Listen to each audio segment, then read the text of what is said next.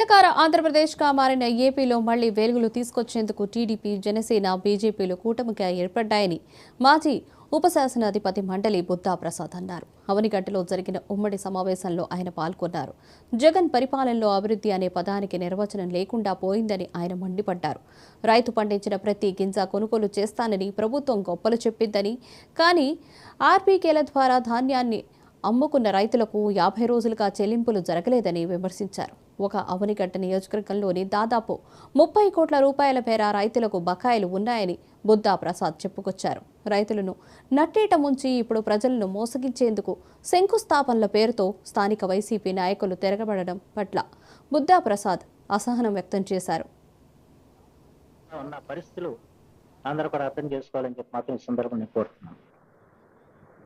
అందుచేత ఈ రోజున ఈ కలయిక అన్నది రాష్ట్రం కోసం తప్ప ఎవరి వ్యక్తిగత ప్రయోజనాల కోసం కాదన్న విషయం మాత్రం ప్రతి ఒక్కరు కూడా గుర్తించాలని చెప్పి నేను కోరుతూ, ఈ కూటమికి విజయం చేకూర్చాల్సిన బాధ్యత ప్రతి ఒక్క తెలుగువాడి మీద ఉందని చెప్పి మాత్రం ఈ సందర్భంగా చేస్తున్నాను. ఈ రాష్ట్రంలో మళ్ళా ఒక మంచి సుపరిపాలన రావాల్సిన అవసరం ఉంది.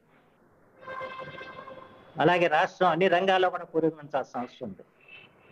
భారతదేశంలో నెంబర్ 1 రాష్ట్రంగా ఆంధ్రప్రదేశ్ తీర్చిదిద్దుకోవాల్సిన బాధ్యత ఉంది. ఆ బాధ్యతని నిర్వర్తించడానికి ఈ రోజున తెలుగుదేశం, బీజేపీ, జనసేన కూడా ముందుకు వచ్చాయని చెప్పి మాత్రం ఈ సందర్భంలో నేను మనవి చేస్తూ, ఇప్పుడు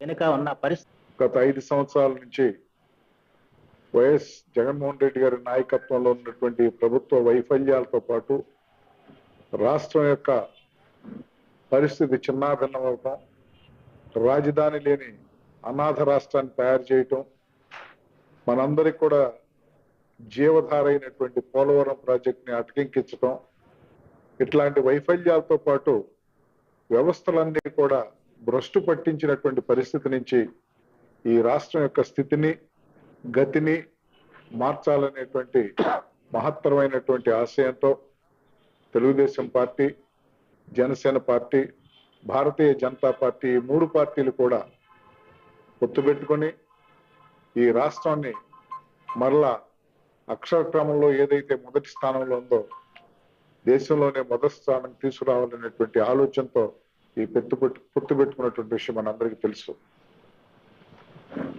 మనం చూసినట్లయితే ఆంధ్రప్రదేశ్ రాష్ట్రం ఈ రోజున ఉన్నటువంటి గత 5 సంవత్సరాలు జరిగినటువంటి పరిపాలన వలన ఒక 20 సంవత్సరాల వరకు వెనకబడిపోయినటువంటి పరిస్థితి మనం అంతా చూస్తున్నాం. అసలే పసిబిడ్డ లాంటి 2014లో ఏర్పడినటువంటి రాష్ట్రం అభివృద్ధి మొగ్గదశకు వచ్చినటువంటి తరుణంలో ఈ వైఎస్ఆర్ సైకో ప్రభుత్వం వచ్చి ఆ మొగ్గను చిదివేయటమే కాకుండా దాన్ని కాలరాసి నాశనం చేసినటువంటి పరిస్థితి మనం చూసాం.